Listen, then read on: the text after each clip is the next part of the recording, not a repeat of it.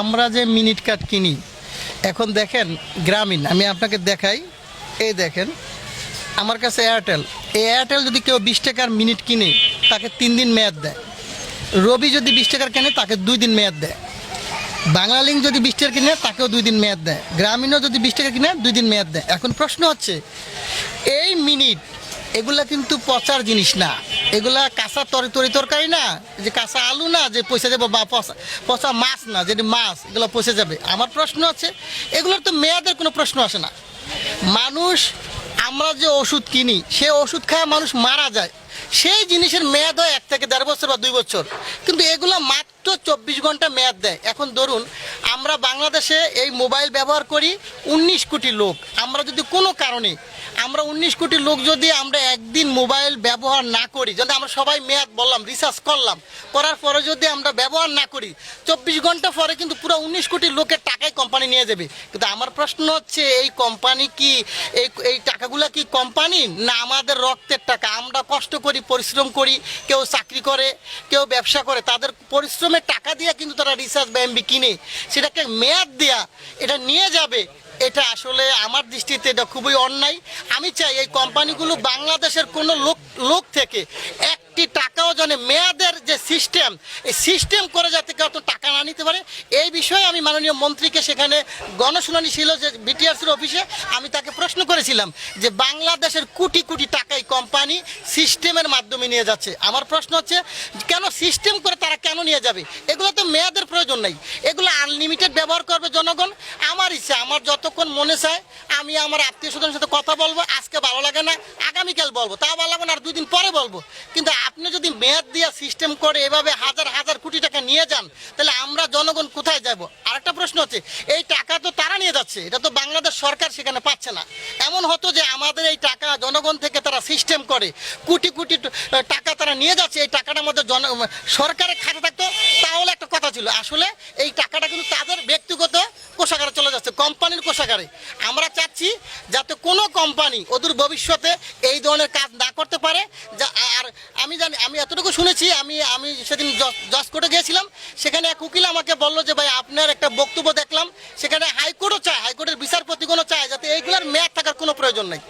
সেই হিসাবে আমিও চাই এগুলোর আসলে মেয়াদের কোনো প্রয়োজন। বাংলাদেশে যারা সুশীল সমাজ আছে আপনি চাই যে আপনারা সবাই আমাদের সাথে, আমি যে উত্থাপন করেছি প্রস্তাবটা, আপনারা সবাই প্রতিবাদ করবেন। আপনাদের এটা কোনো মেয়াদের প্রয়োজন নাই, সবাই যদি একসাথে আমরা প্রতিবাদ করি অবশ্যই বাংলাদেশ থেকে এই মেয়াদটা উঠে যাবে।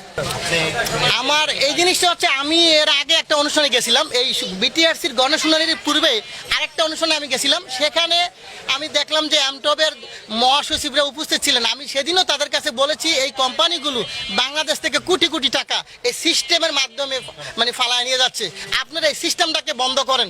তখন তারা কোনো উত্তর দেয় নাই, প্রতি উত্তর দেয় না। তবে আমি পরবর্তীতে যেহেতু বিটিআরসি হচ্ছে এটা মেন কি হর্তাকর্তা, এই কোম্পানিকে ধরার এখতিয়ার রাখে বিটিআরসি, এবং সেখানে কিন্তু মাননীয় মন্ত্রী মহোদয় উপস্থিত ছিলেন। আমি কিন্তু সেই জায়গাতেই বলেছি যাতে মন্ত্রী বোঝে যে বাংলাদেশের এই অসহায় মানুষ, যারা অনেক গরিব মানুষ আছে, তারা কিন্তু টাকা একজনে বলল কিন্তু 20 টাকা ভরতে তার অনেক কষ্ট, সেই ক্ষেত্রে কিন্তু তার টাকাটা তারা কি সিস্টেম করে নিয়ে যাচ্ছে, এটা তো ঠিক না। আমরা তো জনগণ, অতএব গরিব মানুষের টাকাটা যদি নিয়ে যাচ্ছে সে কিন্তু খুবই কষ্ট পাচ্ছে। সেই ক্ষেত্রে আমার কাছে মনে হলো এটা প্রতিবাদ করা প্রয়োজন বা এখানে বলা উচিত, সেই ক্ষেত্রে কিন্তু আমি জিনিসটা বলেছি ওইখানে। আপনি কতটুকু মনে করেন আপনার এই প্রচেষ্টাটা সফল হবে? হ্যাঁ, অবশ্যই সফল হবে, যেহেতু এই বিষয়টা মাননীয় সংসদে উত্থাপন করা হয়েছে এবং মাননীয় মন্ত্রী মহোদয় আশ্বাস দিয়েছেন যে এই সিস্টেমে যারা মানুষের টাকা নিয়ে যাচ্ছে এটাকে বন্ধ করার ব্যবস্থা তারা অতি দ্রুত নেবেন, এরকম একটা প্রস্তাবনা কিন্তু এসেছে এবং মন্ত্রীও আশ্বাস দিয়েছেন যে আমি দেখতে আছি বিষয়টা।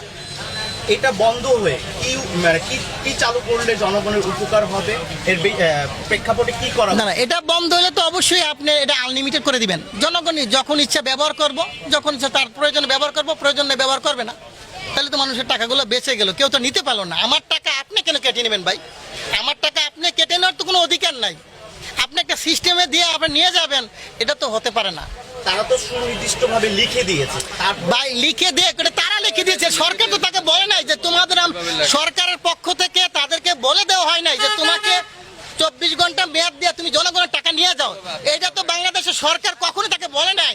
এটা তো তারা কোম্পানি করেছে, কোম্পানি করলে তো হবে না, এটা আমাদের সরকার করলে হয়তো, কিন্তু সরকার তো সেটা করে নাই ভাই, এটা কোম্পানি করবে আর যা ইচ্ছে তা করবে, এটা তো আমরা জনগণ হয়ে মেনে নিতে পারি না, আমাদের মন্তব্য থাকতে থাকবে না, আমাদের প্রস্তাবনা থাকতে পারে এবং থাকবে, এটাই দুনিয়ার নিয়ম বা নীতি। আমি এই গত 3 মাস যাবৎ মোবাইল চালাই না এই প্যারার কারণে। এই মোবাইলে সিমের টাকা রিচার্জ করি, রিচার্জ করলে এই টাকা শুধুই কাইটা নিয়ে জায়গা। আর মিনিট মিনিট কিনলে মনে করেন কথা না কইলে একদিন রাইখা দিলাম। আজকে হয়তো আমার মনে নাই আত্মীয় স্বজন লয়ে কথা বলবো, কালকে বলবো, এই বললে রাইখা দিই। কালকের পরের দিন দেখি যে মিনিট শুধুই কাইটা নিয়ে যায়। এই টপিক হ্যাঁ হ্যাঁ, কিভাবে দেখছেন? বুলু ভাই টপিকটা আমি যৌক্তিক পর্যায়ে দেখি আর কি। উনি যা বলছে যৌক্তিক কথাই বলছে।